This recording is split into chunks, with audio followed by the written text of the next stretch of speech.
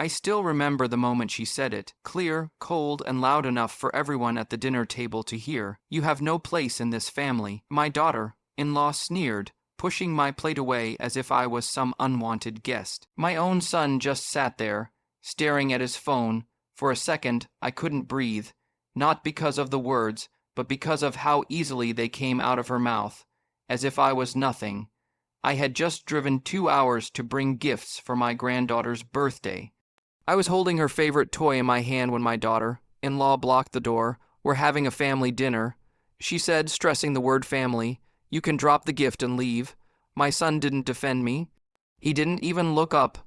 He just muttered, "Mom, please don't make a scene." Make a scene after everything I had done for him, after paying for their wedding, after giving them the beach house to use whenever they needed a break. I stayed quiet. I placed the gift on the floor. I turned around slowly, feeling the weight of humiliation sink into my bones. As I walked to my car, I heard her whisper, "He still thinks that house is his. We'll convince him to sign it over soon." They didn't know I heard that. But I did, and that moment changed everything. I sat inside my car, staring at the steering wheel, feeling my hands shake. Not from anger, but from realization. They didn't just disrespect me. They were planning to take the only thing I had left my dollar for. $5 million beach house. The house my late wife and I built brick by brick. That night, I made a decision. I wasn't going to beg them for love. I wasn't going to wait for more insults. I wasn't going to let them touch a single stone of that house.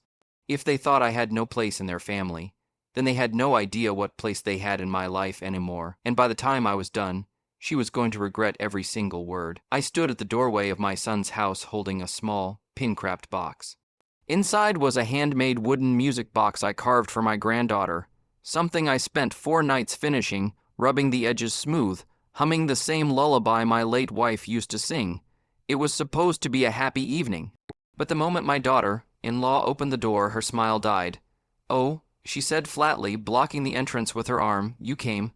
I blinked, confused. "It's Lily's birthday dinner." I thought, "We're having a family dinner." She cut in sharply. Just us, meaning not me." I tried to peek inside. I saw balloons, decorations, a big cake. Everything a grandfather would want to be part of, but she shifted her body, blocking my view, like I was some stranger off the street. My son finally walked in from the dining room. He didn't even smile. "Mom, you should have called," he muttered. "I drove 2 hours." I said carefully, "I brought her a gift." He sighed like my presence was a burden. Like I was ruining the night. Before I could say anything else, my daughter-in-law pointed at the box in my hand. "Just leave it. We'll give it to her later." Her tone was venom disguised as politeness. My fingers tightened around the gift. "I just want to wish her happy birthday." I whispered, "No." She snapped, "You can't come in. You make everyone uncomfortable." My heart sank. I looked at my son for support, hoping, praying he'd step in. He didn't. Instead, he said the words that broke something inside me. "Mom, please don't make a scene. Just go home." Go home. Like I was an embarrassment. Like I didn't raise him. Like I didn't sacrifice everything after his father died. The music from inside grew louder. Laughter, glasses clinking, children running. A warm family celebration, from which I was exiled. "I'll just put the gift here," I said softly, placing it near her feet. As I turned to leave, I stopped, because I heard them whisper behind me. She said, "Just a few more weeks. He'll sign the beach house over. He's old and alone. He'll give in." My son's voice, "Yeah, we just need that house." They didn't know I heard them. And I didn't turn around because my legs suddenly felt heavy, weak. The beach house. The last thing my wife and I built together. The last piece of her I had. I walked to my car slowly, every step heavier than the last. But when I sat down, gripping the steering wheel, something inside me shifted. A cold, quiet clarity. If they thought I was weak, they were about to learn the truth, because that night, I decided to disappear from their lives, silently. I drove home in silence that night, the road blurry through my tired eyes. I didn't cry, maybe I should have, but the betrayal felt too deep for tears. When I finally reached my small living room, I sat in my old recliner and stared at the framed photo above the fireplace. It was the beach house, our dream, mine and my wife's. The sun had been setting the day we took that picture. Her hands wrapped around my arm, her head resting lightly on my shoulder. She used to say the ocean made her feel alive. "It breathes with me," she'd whisper. I closed my eyes, letting the memories wash over me. We built that house with nothing but grit, savings, and a little foolish courage. I remember the exact moment she said, "Let's buy this land." We were standing on the sand, our feet sinking in wet grain, the wind whipping her hair. She looked wild and beautiful. I asked her, "Are you sure? This is all our savings." She smiled. "I'm sure about you. The rest we'll figure out." So we bought it. I took extra shifts. She ran a small crafting business. We worked hard, argued harder, and dreamed the hardest. But one thing never changed. We built that house with love. Not money, not greed, not inheritance. It took 5 years. 5 years of painting walls together, sleeping on floors, eating sandwiches on overturned paint buckets, fighting over tile colors, laughing, until we cried, crying until we laughed again when she fell sick. The beach house became her refuge. The waves were her medicine. Every morning, she'd sit on the wooden deck we built by hand and watch the sunrise with a blanket on her lap. Before she passed, she held my hand tightly, her voice weak but steady. "Promise me, don't let it fall into the wrong hands. This house is our story." I promised, I meant it, but now, years later, hearing my son and daughter-in-law plotting to take it, as if it were nothing but a prize they deserve, shattered me. They didn't know the sweat it took. They didn't know the nights we slept on the floor, aching but hopeful. They didn't know the last breath she took while listening to the waves crash softly outside. They only saw the value, not the meaning. I stood up from the recliner and walked to the window, staring out into the quiet night. The world felt colder than it had in years. My phone suddenly buzzed. It was a message from my late wife's lawyer. One line, "We need to meet urgently. It's about the beach house." My heart thudded hard. Something wasn't right. I grabbed my keys, because whatever he was about to tell me would change everything. A few days after the confrontation with my son and daughter-in-law, I got a call from my lawyer. His voice was serious, almost grim. "Dad, I need to tell you something. Your son has been asking about transfer papers, property deeds, power of attorney, anything that could give him control over your assets." I froze. It was worse than I thought. The betrayal wasn't just cold words or angry faces. It was a plan to take everything away from me. I remembered how casually my daughter-in-law had dismissed me, how my own son had looked through me like I was already gone. Now it all made sense. My lawyer continued, "They're moving fast. You need to be careful. This is bigger than just disrespect." I sat back, heart pounding, mind racing. I knew one thing for sure: I couldn't let this happen. Not without a fight. I made my decision then. It was time to take control. Time to show them I wasn't done yet. I arrived at the beach house just as the sun was setting, the sky painted in shades of orange and purple. The place felt like a time capsule, frozen in moments of happier days. I hadn't been here in months, but every corner whispered memories, my daughter's laughter echoing down the hallway. Family dinners on the patio, quiet mornings watching the waves. I decided to stay for a week, quietly, almost like a ghost revisiting a home that was slipping away from me.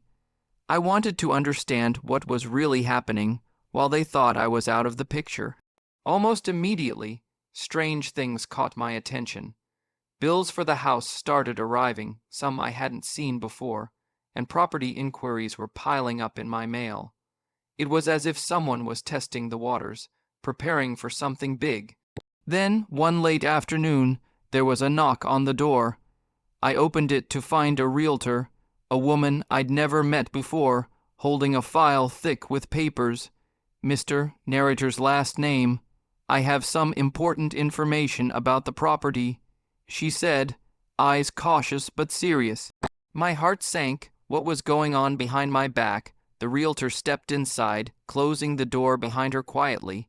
She looked nervous, like she wasn't sure how much she should tell me. I motioned for her to sit. "I wasn't supposed to tell you this," she began, voice low, "but your daughter-in-law contacted me a few weeks ago. She wanted the beach house evaluated, secretly." I stared at her, stunned. Without telling me, she nodded. "Yes, she said she was planning to sell it, to cover some family expenses, but she insisted you couldn't know. I felt the blood drain from my face, my own family, plotting behind my back. How long had this been going on? And it gets worse, she added, pulling out a calendar marked with appointments. They've already scheduled a meeting with a potential buyer next week. My mind raced. They were moving ahead, ready to sell my home like I was some stranger. Who's the buyer? I asked, my voice barely a whisper. She hesitated, then slid a piece of paper across the table. The name was familiar, someone I had hoped never to meet again. The day of the meeting arrived faster than I expected.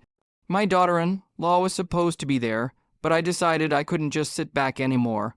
I went instead to face them all head-on. As I stepped into the elegant office where the buyer was waiting, their surprised looks were priceless. The buyer blinked, clearly not expecting an old man to show up instead of the younger woman who'd been dealing with them. I cleared my throat and began. I'm here because I'm the owner of the house you're interested in, and I need to make something very clear. I laid out the truth, how my daughter-in-law and son had kept this secret, how they planned to sell my home behind my back. The buyer's eyes widened with disbelief. Before the meeting could continue, my phone rang. It was my son, screaming, "Get out of there, Dad, you're ruining everything." But I stayed calm. This was my chance, and I wasn't going anywhere. The phone rang just as I was sitting down after a long day of sorting through old boxes at the beach house. When I saw my son's name flashing on the screen, my heart sank. I already knew this wouldn't be a good call. "Dad, what the hell do you think you're doing?" His voice was sharp, angry, filled with something I hadn't heard before. Not disappointment, not concern, pure rage. "I'm just trying to figure things out," I said carefully. "I'm here because this house, it's mine. You and your wife have no right to just take it away like this." His laugh was bitter. "You're ruining our future, Dad. You're standing in the way of everything we've planned. That house was supposed to be ours." I could hear my daughter-in-law in the background, her voice cold and hard. "You need to sign the papers over now. This is not up for discussion." I swallowed hard, feeling the weight of their words crush me. "I won't sign anything until I know the full truth. That's the problem, Dad." My son spat. "You don't get to decide anymore. You're old, irrelevant. You don't belong here." Hearing that stung deeper than I expected. But even as their words stabbed at me, a fire lit inside. I wasn't going to let them erase me, not now. After the call, I found myself staring at a pile of documents they'd left on the kitchen table. Some of the papers had my name on them, but something wasn't right. My signature looked off. I knew it wasn't mine. A cold realization hit me. They were forging my signature, trying to take what was mine without my permission. That night, I barely slept. My mind raced. How could my own family betray me like this? How had it come to this? But deep down, I knew one thing for sure: I wasn't done fighting. The next morning, I called my lawyer without hesitation. "Come as soon as you can," I told him, voice shaking with a mix of fear and determination. He arrived with his briefcase, calm but serious. We sat at the dining table, spreading the papers between us like battlefield maps. "This isn't just a simple misunderstanding," he said, eyes scanning the pages. "This is forgery. Your son and daughter-in-law have gone behind your back." My stomach churned. I had always believed family meant trust, but here that trust had been broken, shredded to pieces. "We'll gather every piece of evidence," my lawyer continued. "Emails, texts, property records, anything that shows what they planned." As we worked together, I uncovered more than just forged signatures. There were secret emails between my daughter-in-law and a realtor, discussing selling the house behind my back. Bills addressed to her, inquiries about refinancing, and even plans to exclude me completely. The betrayal cut deep. It wasn't just about money or property, it was about the family I thought I had, turning against me. Yet, amidst the pain, I felt something else growing, a sense of control. If they wanted a war, I was ready to give it to them. This isn't over. I told my lawyer quietly. They think they can push me out, but I'm going to make sure they regret every step. He nodded. "We have the law on your side, but be careful. This could get messy." That night, I sat alone, staring at the documents spread out before me. I had a choice: let them win or fight back with everything I had. And I knew what I had to do. I called them the next day, telling them I wanted a family meeting at the beach house. Their silence over the phone told me they weren't expecting this. When they arrived, my son's face was full of smug confidence. My daughter-in-law's eyes narrowed, ready to attack, but I held my ground. "This ends today," I said, voice steady but filled with anger. They laughed. "What are you going to do, Dad? You don't own this place anymore." I looked them both in the eyes. "Actually, I sold it." Their faces froze, disbelief mixed with fury. "You sold the house," my son shouted. "You can't do that. I owned it. I still owned it because you tried to steal it from me, so I made sure it wouldn't be yours." The room filled with insults and shouting. They called me names: old, useless, greedy. But I stood tall, knowing I'd taken back my power. "Maybe you thought I was weak," I said, voice rising, "but I'm stronger than you ever imagined." In that moment, I realized something important. Respect wasn't about money or property. It was about standing up for yourself when no one else would. They left angry, but I felt lighter than I had in years. This was my house, or at least, it was my choice what to do with it. And I chose to take control. After everything they'd done, I knew I couldn't trust them anymore. The house, the one they thought they could take from me like it was theirs. I had other plans. Quietly, without telling a soul, I arranged for it to be sold. No dramatic confrontations, no last-minute arguments, just cold, calculated action. The buyer was someone I'd trusted for years, a longtime friend and a discreet investor. The deal went through smoothly, and the money was transferred into a secure trust fund I set up for myself. Not a single penny of it would ever touch their hands. They had made their choice: betray me, disrespect me, try to steal what wasn't theirs. So I made sure they got nothing. I sat in my quiet living room the day the sale finalized, feeling a mix of relief and satisfaction. For once, I was the one in control. For once, the ones who had laughed at me, called me useless, and treated me like a stranger, were the ones left empty-handed. Then the phone rang. It was my son. His voice cracked. Not with anger this time, but something else, something raw. Pain, desperation. I don't know what to do," he stammered. You sold it. That was our future, our family's future. How could you?" I didn't say a word. I just let him hear the silence on the other end, and in that silence, I knew I had one. A few days after the call, I decided it was time to confront them face to face. I invited my son and daughter-in-law to the same beach house that was no longer theirs. The irony wasn't lost on me. When they arrived, I saw the shock in their eyes. They couldn't believe I had the nerve to bring them there after everything. But I had one last thing to show them, one last truth bomb to drop. I pulled out the forged documents, the ones my son and daughter-in-law had tried to use against me. Their signatures, their lies, their attempts to steal what I'd worked my whole life for. I laid them on the table between us. "Do you know what this is?" I asked, my voice steady but cold. "This is proof of your betrayal, your greed, and your lies." My son looked away, unable to meet my gaze. My daughter-in-law tried to speak, to manipulate, to twist the story as she always did. "You don't understand," she said. "We only did this because you thought I was weak. I cut her off because you thought I'd let you walk all over me." Her face twisted with frustration, but I could see the cracks in her mask. She knew she'd lost control. I told them calmly, "I've already made my decision. You get nothing from me. Not a dime. Not a house. Nothing." Their silence was deafening. After that confrontation, I knew there was nothing left to salvage. Their greed and betrayal had burned the bridges beyond repair. I packed my bags, leaving the house and the memories behind. But this time, it wasn't just about a place, it was about reclaiming my life. I blocked their numbers, deleted their messages, cut off all contact. I wasn't going to let their poison drag me down anymore. I found a small apartment near the coast, simple, quiet, and most importantly, mine.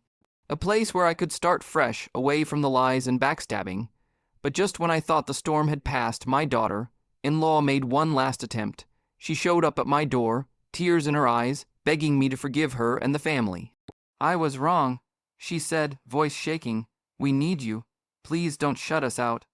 I looked at her, the woman who had called me worthless, tried to steal from me, and humiliated me. I took a deep breath and said, "Respect matters more than money, and now you know it too. I closed the door gently but firmly. No more chances, no more pain. This was my life, my peace, and I wasn't giving it up for anyone. A few weeks after I cut them off, the doorbell rang. I wasn't expecting anyone, especially not her. There she was, my daughter-in-law, tears streaming down her face, clutching a small bouquet of wildflowers.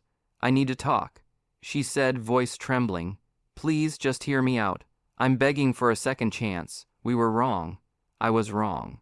For a moment, I wanted to say something, anything, but the betrayal still stung too deep. I stood firm. No. I said quietly but clearly, you had your chance, you threw it away. She dropped her head, sobbing softly. Please, I just want my family back. We miss you. I looked her in the eye, feeling a calm strength I hadn't felt in years. And you'll never have it, I said, then I smiled just a little. I've moved on. Bought a place of my own, a place filled with respect, peace, and new beginnings. Her eyes widened, but I said no more. I closed the door gently and turned away, ready for the next chapter. Moving out was the best decision I ever made. I found a small, peaceful home by the lake, nothing fancy, but it was mine. A place where respect and kindness weren't just words, but a way of life. I joined a local community filled with people who valued family, friendship, and honesty. Neighbors waved hello, and friends stopped by just to chat. For the first time in years, I felt truly at peace. No drama, no betrayal, just simple, honest living. Every morning, I'd sit on the porch with a cup of coffee, watching the sunrise paint the sky. The sound of the water, the laughter of children playing nearby, it healed parts of me I thought were broken forever. Here, I wasn't defined by my wealth or by my family's mistakes. I was just me, and that was enough. But even as I found peace, I knew one last message had to be sent, a final chapter to close this painful story. Looking back, I realized the biggest lesson life taught me wasn't about money or possessions, it was about respect. Respect isn't earned by blood or fortune, it's earned by how we treat one another. My family forgot that. They saw only dollar signs where there should have been love. But now they know the hard way that money can be taken away, but respect, that's priceless, and once lost, it's nearly impossible to regain. I'm not bitter anymore. I'm stronger. I've learned to protect myself and my peace. And to anyone out there facing betrayal or heartbreak from those closest to them, remember this. Respect matters more than money, and now they know it too.